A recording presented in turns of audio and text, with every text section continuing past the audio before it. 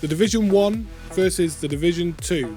Which game is truly better in 2025? We're diving deep into every aspect here: story, graphics, gameplay, PvP, even the endgame, everything. And trust me, you might be surprised by that final verdict.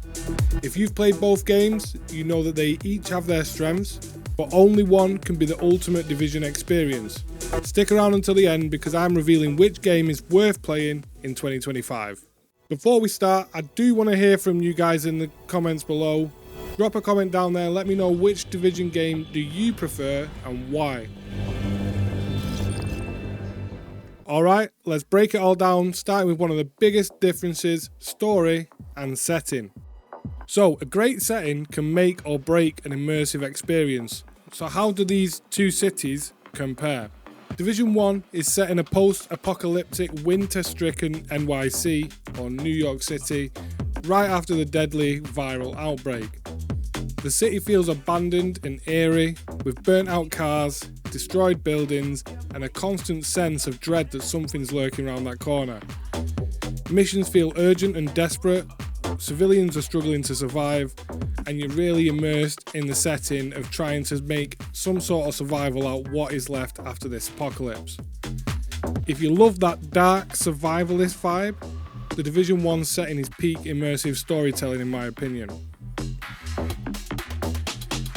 Division 2, however, moves to Washington DC, where civilization is trying to rebuild, so this is set after Division 1. The world is more alive. You will see settlements, factions claiming territory, and resistance starting to form. Locations vary from suburban streets to iconic government buildings like the Capitol building. It is a more hopeful and expansive world, but does it capture the same tension as the Division 1? Well, my verdict is if you like that survival horror, post-apocalyptic feeling, Division 1 wins. For world building and variety in locations, Division 2 takes it. Let me know in the comments which world do you prefer: NYC's cold, desperate collapse, or DC's fight for a new beginning? Graphics don't just make a game look good, they define how the world feels. And that's really important in my eyes. Let's compare. So Division 1, the game's lighting, the fog and the snowfall create an incredibly immersive winter wasteland. Snowstorms can impact your visibility, making New York feel haunting and unpredictable. The darker colour palette does reinforce the grim end-of-the-world atmosphere that you're feeling during the story. It's not just about the good visuals in this game, it's really about feeling like you're in a collapsing society.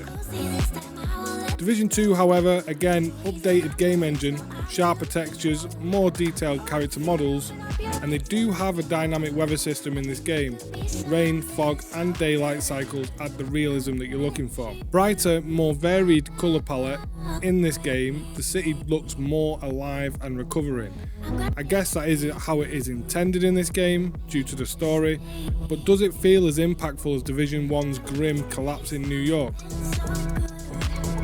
In my eyes, again, pure graphical fidelity, Division 2.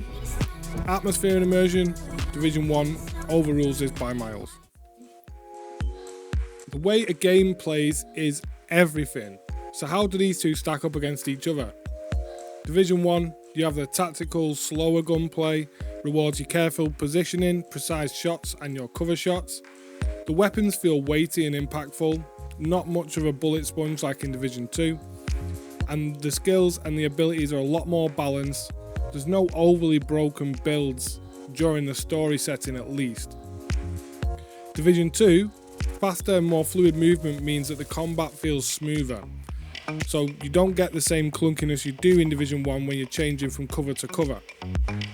The cover mechanics themselves are better overall. They are easier to transition between obstacles, giving you that smoother feeling that I mentioned, and more gadgets and customization leading to all sorts of different types of play styles depending on how you want to play the game. Again, with the verdict, it's another bit of a split here, because for a slower, more tactical, immersive shooter, Division 1 takes it in my opinion. But if you want a faster, more modern combat, Division 2 is definitely going to be up more your street. A game's story is great, but how do the actual missions hold up in these storylines? In Division 1, you have your tighter cinematic missions, the urban environment and the intense close quarters combat, coupled with that weather that you feel, makes it a lot more immersive. Stronger storytelling elements in Division 1 do exist compared to Division 2. The missions feel like mini action movie set pieces, almost as if you're creating a series that you would watch on Netflix, for example.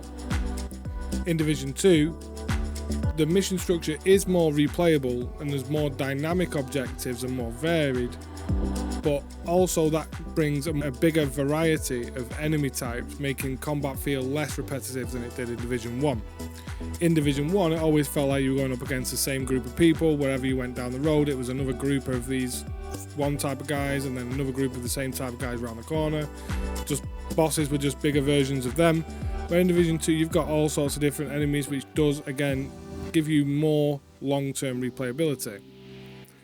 So in the verdict in Section 4, again, depending on what you want, for your immersive story-driven mission, playing out like an action movie, Division 1, for variety and long-term replayability, Division 2.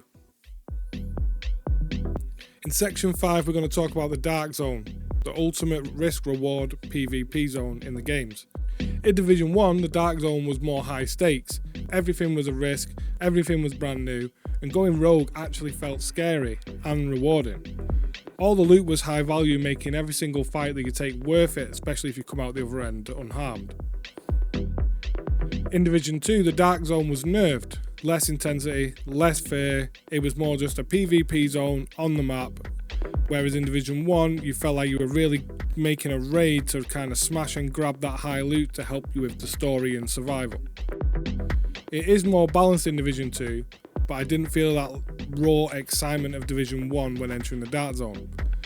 So again, depending on what you're going for, a raw PvP, tension, immersive combat, Division 1. And I will say, in my opinion, Division 1 trumps Division 2 in terms of the PvP in the Dark Zones. Yes, it is more repetitive, but I always felt a little bit more sense of excitement and nerves going into the PvP in the Dark Zone in Division 1. One of the most important factors in both of these games are the endgame and longevity.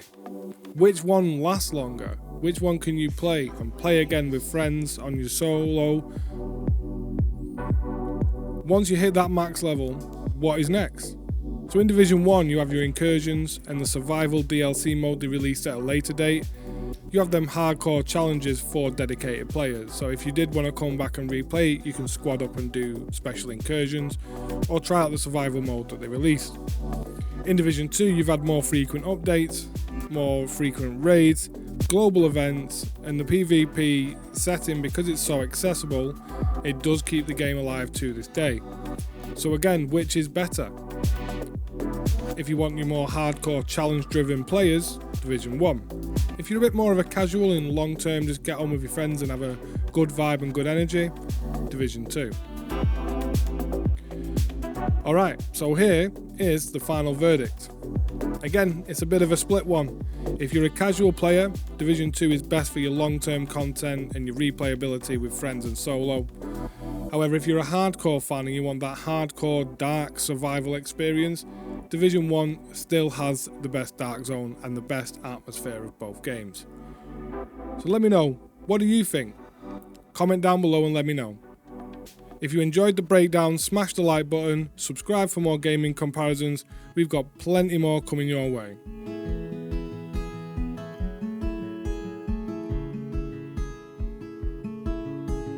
Heading up the west coast in the morning to find a place where no one knows our faces or our names.